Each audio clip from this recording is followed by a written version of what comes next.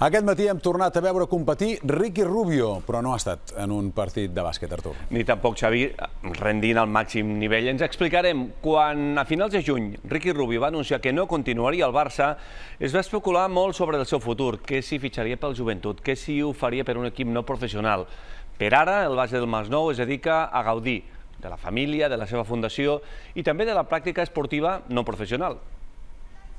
Ricky Rubio ha estat el gran protagonista d'una nova edició de la Sant Silvestre del Masnou, la cursa de Nadal més antiga de Catalunya.